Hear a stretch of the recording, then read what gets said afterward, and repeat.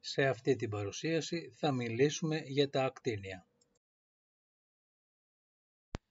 Μία συνηθισμένη μονάδα για να μετράμε μία γωνία και το αντίστοιχο τόξο του κύκλου στο οποίο αυτή η γωνία είναι επίκεντρη είναι οι μοίρες.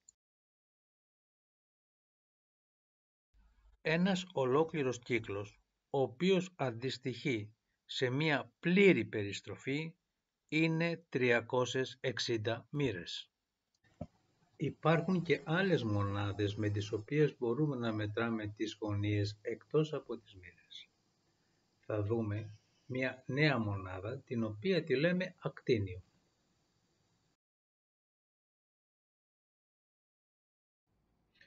Πριν προχωρήσουμε να δούμε το ακτίνιο, ας θυμηθούμε τον αριθμό π.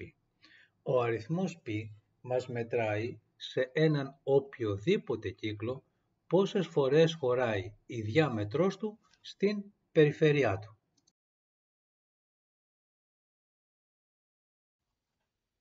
Ας φανταστούμε την περιφέρεια του κύκλου σαν μία κλωστή, την οποία την κόψαμε, την ξεδιπλώσαμε και την απλώσαμε πάνω σε μία ευθεία γραμμή. Τώρα μπορούμε να μετρήσουμε πόσες φορές χωράει η διάμετρος στην περιφέρεια. Χωράει μία φορά, 2 φορές, 3 φορές και κάτι. Ο αριθμός ο οποίος μου μετράει πόσες φορές χωράει η διάμετρος στην περιφέρεια είναι ο γνωστός αριθμός π. Ο αριθμός π είναι άρρητος. Έχει άπειρα δεκαδικά ψηφία. Εδώ βλέπεις τα πρώτα δεκαδικά ψηφία του αριθμού π. Είναι περίπου 3,14. Ο αριθμός π είναι ένας από τους πιο διάσημους αριθμούς στον κόσμο. Οι μαθηματικοί σε όλο τον πλανήτη χρησιμοποιούν το ελληνικό γράμμα π για να δείξουν αυτόν τον αριθμό. Πρόσεξε, το γράμμα π δεν είναι ένας άγνωστος αριθμός, ούτε είναι μία μεταβλητή. Είναι ένας συγκεκριμένος αριθμός που μου μετράει πόσες φορές χωράει η διάμετρος στην περιφέρεια, είναι άρρητος αριθμός και έχει άπειρα δεκαδικά ψηφία. Τώρα θα δούμε πόσες φορές χωράει η ακτίνα του κύκλου στην περιφέρεια του κύκλου. Είναι γνωστό ότι η ακτίνα είναι το μισό της διαμέτρου. Επομένως θα χωράει διπλάσιες φορές από ό,τι χωράει η διάμετρος. Δηλαδή θα χωράει 2π φορές. Να θυμάσαι λοιπόν ότι η ακτίνα ενός οποιοδήποτε κύκλου χωράει στην περιφέρεια 2π φορές. Ή αλλιώς πρέπει να πάρεις 2π φορές το μήκος της ακτίνας του κύκλου για να φτιάξεις το μήκος της περιφέρειας του κύκλου. Τώρα που θυμηθήκαμε τον αριθμό π, θα προχωρήσουμε να δούμε και τη μονάδα ακτίνιο. Παίρνουμε ένα κύκλο, ακτίνας R. Στη συνέχεια παίρνουμε ένα τόξο, το οποίο το μήκος να είναι ίσο με το μήκος της ακτίνας. Αυτό το τόξο είναι ένα ακτίνιο ή αλλιώς ένα ραντ. Η αντίστοιχη επίκεντρη γωνία που βαίνει σε αυτό το τόξο είναι και αυτή ένα ακτίνιο ή ένα ραντ. Ξέρουμε ότι το μήκος μιας ακτίνας χωράει στην περιφέρεια του κύκλου 2π φορές. Επομένως, και το τόξο ένα ακτίνιο, το οποίο έχει μήκος ίσο με μία ακτίνα, θα χωράει και αυτό στον κύκλο 2π φορές, περίπου δηλαδή 6,28 φορές. Έχουμε λοιπόν ένα ακτίνιο, 2 ακτίνια, 3 ακτίνια, 4 ακτίνια, 5 ακτίνια, 6 ακτίνια, 2π ακτίνια. Ολόκληρος ο κύκλος σε μοίρες είναι 360 μοίρες. Επομένως, οι 360 μοίρες είναι 2π ακτίνια ή 2π ραντ. 0 ακτίνια. Π δεύτερα ακτίνια. Π ακτίνια. 3 π δεύτερα ακτίνια. Και εδώ συμπληρώνεται ένας ολόκληρος κύκλος και έχουμε 2π ακτίνια.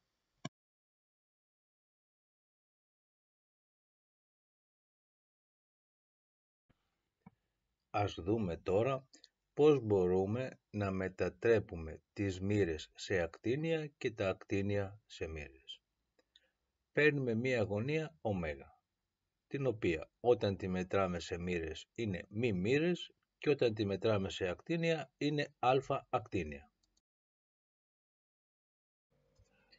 Για το συγκεκριμένο τόξο και τη συγκεκριμένη γωνία, ο λόγος του τόξου προς την περιφέρεια είναι πάντα ο ίδιος. Δηλαδή το κλάσμα τόξο προς περιφέρεια είναι πάντα το ίδιο με όποια μονάδα και να μετράμε τις γωνίες. Όταν τις μετράμε σε μοίρες, ολόκληρος ο κύκλος είναι 360 μοίρες, οπότε το κλάσμα είναι μ προς 360. Όταν τα μετράμε σε ακτίνια, ολόκληρος ο κύκλος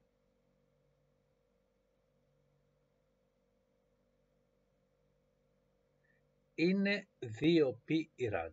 Επομένως το κλάσμα είναι α προς 2π. Τα κλάσματα μ προς 360 και α προς 2π είναι ίσα.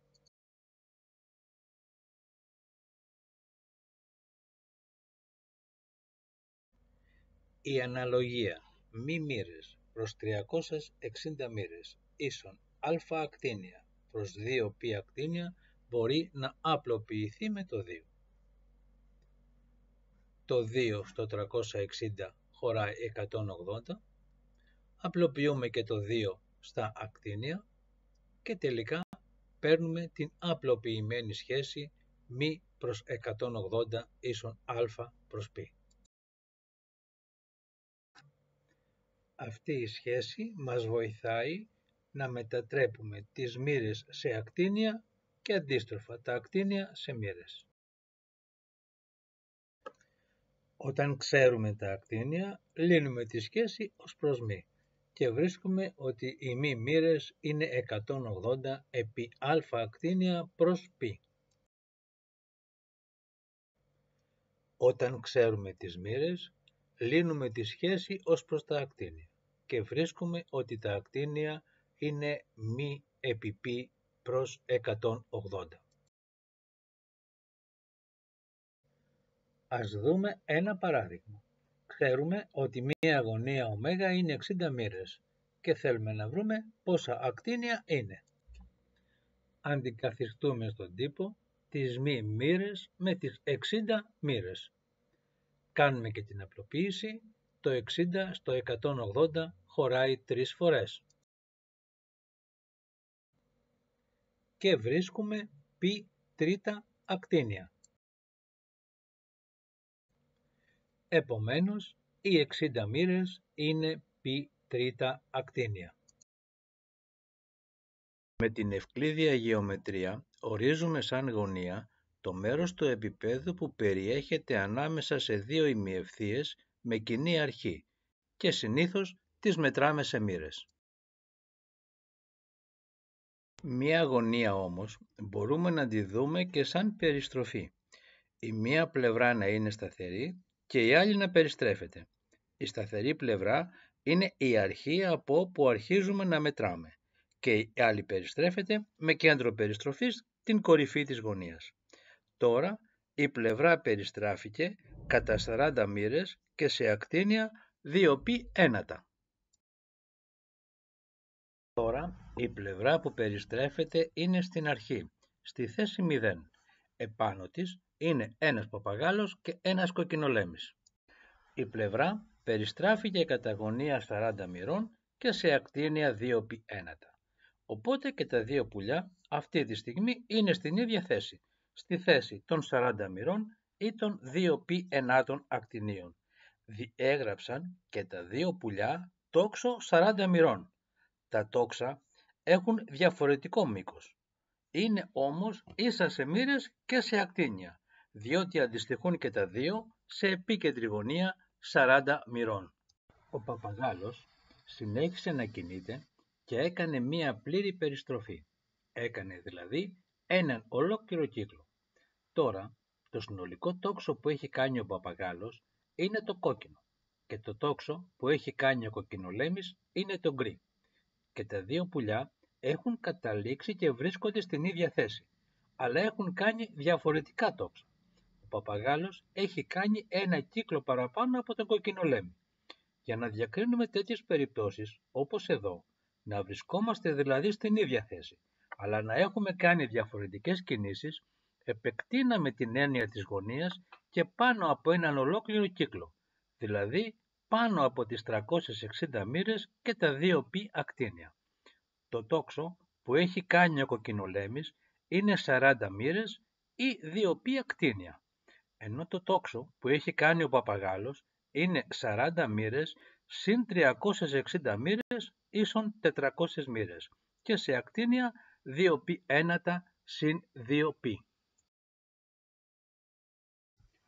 Έχουμε λοιπόν 40 μοίρες και κάθε φορά που κάνουμε μία ολόκληρη περιστροφή προσθέτουμε 360 μοίρες ή 2 π ακτίνια. Όσες φορές έχουμε κάνει μία ολόκληρη περιστροφή, τόσες φορές προσθέτουμε τις 360 μοίρες ή τα 2 π ακτίνια. Γενικά δηλαδή, αν κάνουμε κάπα περιστροφές, θα προσθέσουμε κάπα φορές τις 360 μοίρες ή κάπα φορές τα 2 π ακτίνια. Η περιστροφή μπορεί να γίνει με αντίθετη φορά από τη φορά που κινούνται οι δείκτες του ορολογίου.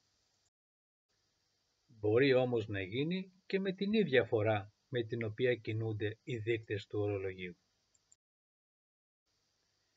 Η περιστροφή που είναι αντίθετη της φοράς των δικτών του ορολογίου είναι η θετική περιστροφή.